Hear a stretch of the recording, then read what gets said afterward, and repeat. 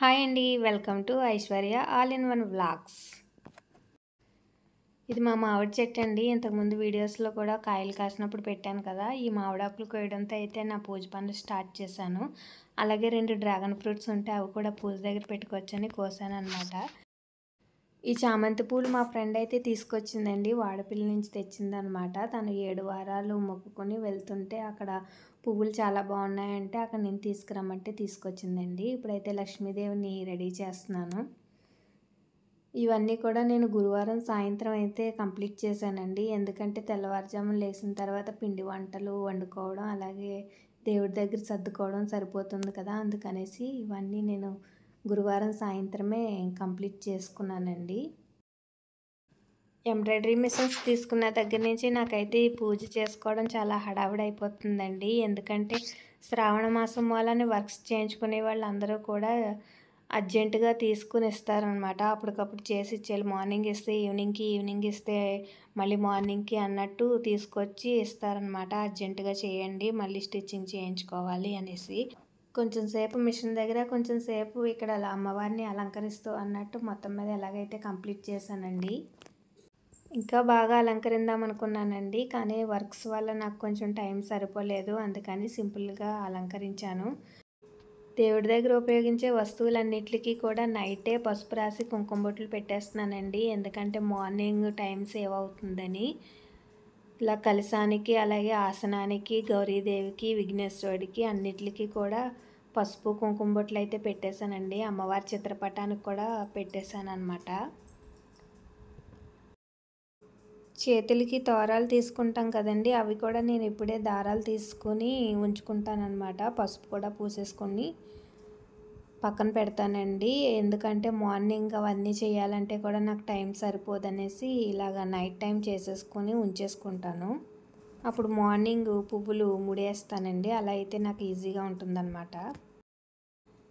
Morning అయితే first పలహారాలు వండడం స్టార్ట్ చేశానండి. ఫస్ట్ గారెల దగ్గర నుంచి అయితే మొదలు పెట్టానన్నమాట. 5 కానీ 9 కానీ 11 కానీ ఇలా అనుకొని కొన్ని రకాల ఐటమ్స్ అయితే చేసుకుంటారండి. ఈసారి అయితే నేను కంగారులో ఎన్ని రకాలు వండానో కూడా నాకు తెలీదు. అలాగా నాకు తోచినట్టు కొన్ని రకాలైతే వండేసి పెట్టానండి. ప్రతి సంవత్సరం కూడా లెక్క పెట్టేదాన్ని, ఈ సంవత్సరం అయితే లెక్క పెట్టలేదు. ఈ వీడియో తీయడం వల్ల కూడా నాకు కొంచెం కంగారు అయింది. ఒక పక్కన వీడియో తీసుకుంటూ ఇంకో పక్కన వండాలంటే కూడా నాకు చాలా హడావిడి అనిపించిందండి. అందుకని ఎన్ని రకాలు వండానో కూడా నేను లెక్క పెట్టడం మర్చిపోయాను అనమాట. ఇవన్నీ వండడం 4:30కి అయితే స్టార్ట్ చేశానండి. మొత్తం కంప్లీట్గా వండేసరికి నాకు 6:30, 7 అయ్యిందనమాట. ఈ చక్కెర పొంగల్లో కొద్దిగా పచ్చకర్పూరం వేస్తే టెంపుల్లో పెట్టే ప్రసాదం ఉంటుంది కదండి, చక్కెర పొంగలి, సేమ్ ఇంకా అదే టేస్ట్ వస్తుంది అనమాట. నేను ఎప్పుడు వండినా కూడా అలాగే వేస్తానండి. చివరగా పులిహోర పోపుతో నా వంట అయితే కంప్లీట్ అయింది. ఇప్పుడు దేవుడి దగ్గర డెకరేషన్ అయితే మొదలు పెట్టానండి. ఫస్ట్ ఇలా డిజైనర్ క్లాత్ అయితే బాగుంటుందేమో బ్యాక్గ్రౌండ్కి అనేసి పెట్టాను. కానీ అమ్మవారిని పెట్టిన తర్వాత నాకు అదంతా నచ్చలేదు. మళ్ళీ అది తీసేసి మళ్ళీ ప్లెయిన్ క్లాత్ పెట్టి మళ్ళీ డెకరేషన్ చేస్తున్నానండి. పలహారాలన్నీ వండడం 2 అవర్స్లో అయిపోయిందండి. కానీ దేవుడి దగ్గర డెకరేషన్ మాత్రం దగ్గర దగ్గర 3 అవర్స్ పట్టిందనమాట. ప్రతి పూజకి మేమైతే ఇలా మర్రి చెట్టు కొమ్మ అయితే తెచ్చుకొని పెట్టుకుంటామండి. మాకు ఇది ఆనవాయితీ అనమాట. మరి అందరూ పెట్టుకుంటారో లేదో నాకు తెలియదు, కానీ మేమైతే కంపల్సరీ పెట్టుకుంటామండి. ఇవి కదంబం పూలు. ఈ కదంబం పూలు అంటే అమ్మవారికి చాలా ఇష్టం అంటండి. ఈ పూజకి 4 డేస్ ముందే అమ్మ వాళ్ళ ఇంటికి వెళ్ళామన్నమాట.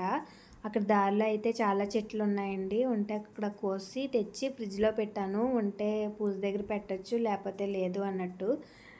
పూజ రోజు తీసి చూస్తే బాగానే ఉన్నాయని అమ్మవారికి అలంకరించాను అనమాట. ఎంత ఫాస్ట్గా సర్దుదామన్నా అలా టైం అయితే 9 అయిపోయిందండి. మార్నింగ్ 7కి అనుకుంటా స్టార్ట్ చేశాను, 9 అయిపోయింది. ఇంకా కూడా సగం అయితే కూడా అవ్వలేదన్నమాట. వెనకాల మా వారు ఉండి అంటున్నారు, ఇంకెప్పుడు సర్దుతావు, ఇంకెప్పుడు పూజ చేసుకుంటాము, మధ్యాహ్నం అవుతుందేమో పూజ అయ్యేసరికి అనేసి అంటున్నారు. ఈలోగా మళ్ళీ ముత్తైదువులను అయితే తాంబూలానికి పిలిచానండి. మళ్ళీ వాళ్ళు వచ్చేస్తారేమో అని నాకైతే కంగారు వచ్చింది. ఇంకేదో సర్దేద్దాంలే అన్నట్టు ఫాస్ట్గా అయితే సర్దేస్తున్నాను అనమాట. తామర పువ్వునైతే ఇలా విడతీసి దీన్ని ఒక గ్లాస్లో పెట్టి మనం రూపు తీసుకుంటాం కదండి, ఆ రూపునైతే మేము ఇందులో పెడతామన్నమాట. ఈ తామర పువ్వులో రూపునైతే కూర్చోపెడతామండి. ఎందుకంటే అమ్మవారు తామర పువ్వులనే కదండి కూర్చొని ఉంటారు. అందుకనేసి మేము ఈ రూపునైతే ఆ తామర పువ్వులో పెట్టి పూజనైతే చేస్తామన్నమాట. అమ్మవారి అలంకరణ అయితే పూర్తయిందండి. దగ్గర దగ్గర 2 అవర్స్ అయితే పట్టింది. ఇప్పుడు ప్రసాదాలు సర్దుతున్నాను అన్నమాట. ఫ్రూట్స్ అలాగే నేను వండిన పిండి వంటలు ఇవన్నీ కూడా అరిటాకులో సర్దుతున్నానండి. మేమైతే అమ్మవారికి ప్రసాదాలు ఇలాగా అరిటాకు వేసి అరిటాకులో అయితే పెడతామండి. చాలామంది బౌల్స్లో పెడతారు, కానీ నాకు ఎందుకు ఇలాగ అరిటాకులో పెడితేనే ఇష్టం. అందుకని నేను ఇలాగ అరిటాకుల్లోనే పెడతానన్నమాట. ఈ ప్రసాదాలన్నీ సర్దేసరికి నాకు కరెక్ట్గా 1 అవర్ పట్టిందండి. పూజ దగ్గర 2 అవర్స్, ఈ ప్రసాదాలన్నీ సర్దేటప్పటికి 1 అవర్ పట్టింది.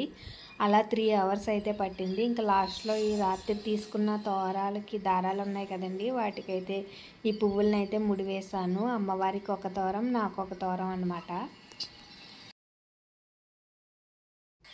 మొత్తం అంతా సర్ది పెట్టుకుని చేసేసరికి అయితే కరెక్ట్గా 10:30 అయిందండి పూజ స్టార్ట్ చేసేసరికి. మా వారైతే అరగంట నుంచి తెగ కంగారు పెడుతున్నారండి. ఎందుకంటే పూజని ఇద్దరం కలిపే చేసుకుంటాం. ఇంట్లో ఏ పూజ చేసినా కూడా తను కూడా నాతో పాటు పూజ చేస్తారండి. మంత్రాలు చదవడం కానీ, వ్రతకథ చదవడం కానీ అన్నీ కూడా తనే చేస్తారనమాట.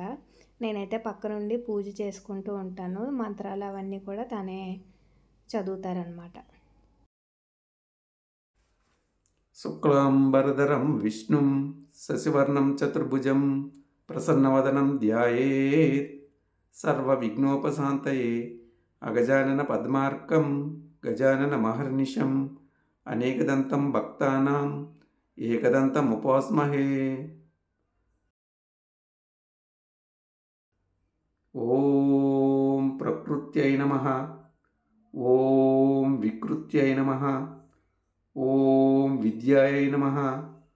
ఓం సర్వభూతహితప్రదాయై నమః. ఓం శ్రద్ధాయై నమః. ఓం విభూత్యై నమః. ఓం సురభ్యై నమః. ఓం పరమాత్మికాయై నమః. ఓం వాచే నమః. ఓం పద్మాలయాయ నమః. ఓం పద్మాయై నమః. ఓం సుసయే నమః. ఓం స్వాహాయై నమః. ఓం స్వదాయై నమః. ఓం సుదాయై నమః. ఓం ధన్యాయై నమః. ఓం హిరణ్మయాయ నమః. ఓం లక్ష్మ్యాయ నమః. ఓం నిత్యపుష్టాయై నమః. ఓం విభావర్త్యై నమః. ఓం ఆదిత్యాయ నమః. ఓం దిత్యాయ నమః. ఓం దీప్తాయై నమః. ఓం వసుదాయై నమః. ఓం వసుధారిణ్యై నమః. ఓం కమలాయై నమః. ఓం కాంతాయై నమః. ఓం కామాక్షాయ నమః. ఓం క్రోధ సంభవాయ నమః. ఓం అనుగ్రహప్రదాయ నమః. ఓం బుద్ధయే నమః. ఓం అనగాయ నమః. ఓం హరివల్లభాయ నమః. ఓం అశోకాయ నమః. ఓం అమృతాయ నమః. ఓం దీప్తాయ నమః. ఓం లోకశోక వినాశిన్యై నమః. ఓం ధర్మనిలయాయ నమః. ఓం కరుణాయ నమః. ఓం లోకమాత్రే నమః.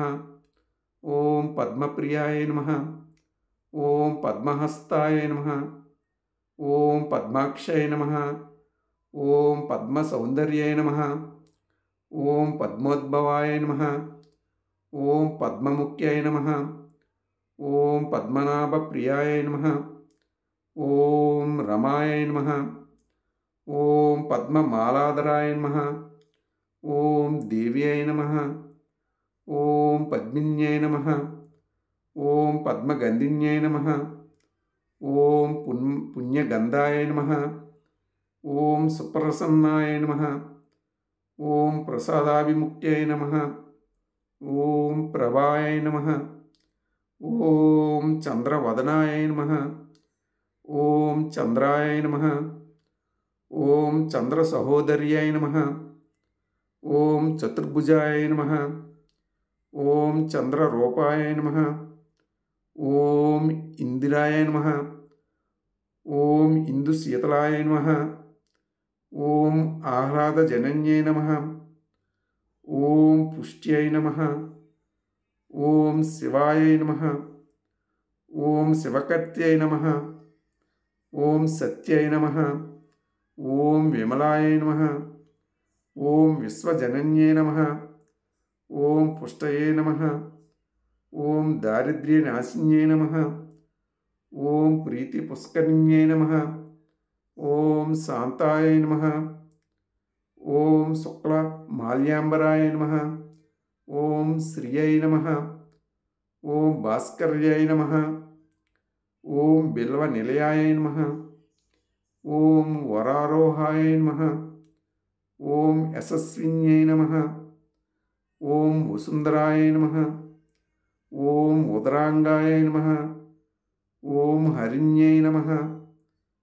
ఓం హేమమాలిన్యై నమః. ఓం ధనధాన్యకర్త్యై నమః. ఓం సిద్ధయే నమః. ఓం స్త్రైణ్య సౌమ్యాయ నమః. ఓం శుభప్రదాయ నమః. ఓం నృపవేశ్మ గతానందాయ నమః. ఓం వరలక్ష్మ్యై నమః. ఓం వసుప్రదాయ నమః. ఓం శుభాయ నమః. ఓం హిరణ్యప్రాకారాయ నమః. ఓం సముద్రతనయాయ నమః. ఓం జయాయ నమః. ఓం మంగళాయై దేవ్యై నమః. ఓం విష్ణువక్షస్థలస్థితాయ నమః. ఓం విష్ణుపత్న్యై నమః. ఓం ప్రసన్నాక్షాయ నమః. ఓం నారాయణ సమాశ్రితాయ నమః. ఓం దారిద్ర్యధ్వంసిన్యై నమః. ఓం దేవ్యై నమః. ఓం సర్వోపద్రవవారిణ్యై నమః. ఓం నవదుర్గాయ నమః. ఓం మహాకాళ్యై నమః. ఓం బ్రహ్మ విష్ణు శివాత్మికాయ నమః. ఓం త్రికాలజ్ఞాన సంపన్నాయ నమః. ఓం భువనేశ్వర్యై నమః. సూత మహాముని సౌనికాది మహర్షులను చూసి ఇలా చెప్పారు: మహర్షులారా, స్త్రీలకు సకల సౌభాగ్యములను సిరి సంపదలను ఇచ్చే వ్రతము ఒకటి సాక్షాత్ ఆ పరమేశ్వరుడే పార్వతీదేవితో చెప్పారు. ఆ వ్రతమును గురించి మీకు వివరిస్తాను, వినండి. కైలాస పర్వతమున ఆ పరమేశ్వరుడు కూర్చుని ఉండగా పార్వతీదేవి వచ్చి స్వామికి నమస్కరించి ఇలా అడిగాను: దేవా, లోకంలోని ఏ వ్రతము చేసినా స్త్రీలందరికీ సకల సౌభాగ్యాలు, పుత్ర పౌత్రాదులు, సిరి సంపదలు కలుగుతాయో నాకు చెప్పగలరు అని ప్రార్థించాను. అప్పుడు ఆ పరమేశ్వరుడు ఇట్లు పలికాను: దేవి, స్త్రీలకు సకల సౌభాగ్యములు కలుగజేసే వ్రతం ఒకటి ఉన్నది. అదే వరలక్ష్మీదేవి వ్రతం. ఆ వ్రతమును శ్రావణ మాసంలో శుక్లపక్షంలో వచ్చే పౌర్ణమి తిథి ముందు వచ్చే శుక్రవారం రోజు చేయవలెను అని చెప్పగా పార్వతీదేవి ఇట్లు అడిగాను: ఓ లోకరక్షక, ఈ వ్రతమును ఎలా చేయవలెను? వరలక్ష్మీ వ్రత విధానం ఏమిటి? ఏ దేవతను ఆరాధించవలెను? ఇంతకు పూర్వం ఈ వ్రతమును ఎవరైనా ఆచరించరా? దీని గురించి నాకు వివరించగలరు అని ప్రార్థించాను. అప్పుడు పరమేశ్వరుడు పార్వతీదేవిని చూసి, ఓ కామాక్షి, వరలక్ష్మి వ్రతం గురించి సవిస్తరముగా చెబుతాను వినుము. పూర్వము మగధ దేశమున కుండినంబమనే పట్టణమున బంగారు ప్రాకారములతోనూ బంగారు గోడలతోనూ ఇల్లు ఉండేవి. ఆ పట్టణంలోనే చారుమతి అనే బ్రాహ్మణ స్త్రీ ఉండేది. ఆ వనితామణి భర్తను దైవముగా భావించి పూజించేది. రోజు తెల్లవారుజామున లేచి స్నానమాచరించి పూజాది కార్యక్రమాలు చేసుకుని అత్తమామలకు అనేక సేవలు చేసి ఇంటి పనులు చేసుకుని మిగతా వారితో ప్రేమగా మాట్లాడుతూ అందరితో సఖ్యముగా ఉండేది. ఇటువంటి గుణములు ఉన్న చారుమతి యందు వరలక్ష్మీదేవి యొక్క అనుగ్రహం కలిగింది. ఒకనాడు చారుమతి స్వప్నమునందు వరలక్ష్మీదేవి కనిపించి ఇట్లు పలికెను: ఓ చారుమతి, నేను వరలక్ష్మీదేవిని. నీ యందు నాకు అనుగ్రహం కలిగి ప్రత్యక్షమైతిని. నీవు శ్రావణ శుక్లపక్ష పౌర్ణమి ముందు వచ్చే శుక్రవారం రోజున నన్ను పూజిస్తే నీకు, నీ వారికి సకల సౌభాగ్యాలు, సిరి సంపదలు కలుగుతాయి అని పలుకగా చారుమతి ఆ స్వప్నంలోనే వరలక్ష్మీదేవి చుట్టూ ప్రదక్షిణ నమస్కారం చేస్తూ ప్రార్థించెను. అనేక విధములుగా స్తోత్రము చేసి, ఓ జగజ్జనని, నీ కటాక్షము కలిగిన జనులు విద్వాంసులను సకల సౌభాగ్యములు పొందుతారు. నేను పూర్వజన్మలో చేసుకున్న ఏ పుణ్యఫలము వలనో మీ దర్శన భాగ్యం నాకు కలిగింది అని ప్రార్థించాను. అంతటా వరములిచ్చి వరలక్ష్మీదేవి అంతర్ధానం అయ్యింది. చారుమతికి మెలకువ వచ్చెను. తన చుట్టూ చూసుకుని అది స్వప్నమని తెలుసుకుని తన భర్తకు అత్తమామలకు తనకు వచ్చిన స్వప్నం గురించి వివరించెను. వారు ఎంతో సంతోషించి శ్రావణ మాసంలో ఈ వ్రతమును తప్పక చేద్దామని చెప్పారు. చారుమతి స్వప్నం గురించి తెలుసుకున్న ఇతర స్త్రీలు కూడా శ్రావణ మాసం ఎప్పుడు వస్తుందా, ఈ వ్రతమును ఎప్పుడు చేద్దామా అని ఎదురు చూశారు. ఇది ఇలా ఉండగా వీరి భాగ్యఫలమున శ్రావణ మాస శుక్లపక్ష పూర్ణిమ ముందు శుక్రవారం వచ్చింది. అంతట చారుమతి మరియు ఇతర స్త్రీలు ఈరోజే కదా వరలక్ష్మీదేవి వ్రతము చేయమని చెప్పినది అనుకుని ఆ రోజు తెల్లవారుజామునే లేచి తలస్నానం చేసుకుని శుభ్రమైన వస్త్రములను ధరించి చారుమతి యొక్క గృహంలోనే ఈశాన్యం మూలన గోమయంతో అలికి మండపం ఒకదాన్ని ఏర్పాటు చేసి దానిపైన కొత్త బియ్యం పోసి మర్రి చిగుళ్ళు పంచపల్లవాలతో కలశమును ఏర్పాటు చేశారు.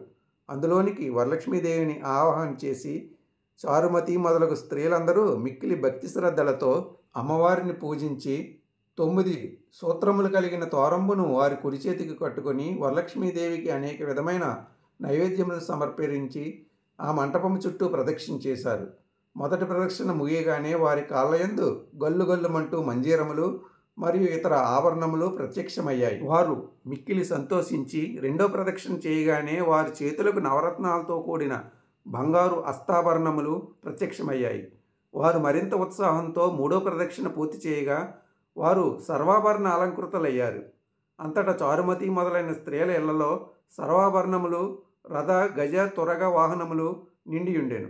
ఆ స్త్రీలందరినీ తీసుకుని వెళ్ళుటకు వారు వారి ఇళ్ల నుండి రథములు గుర్రములు వచ్చి చారుమతి ఇంటి దగ్గర ఉండెను.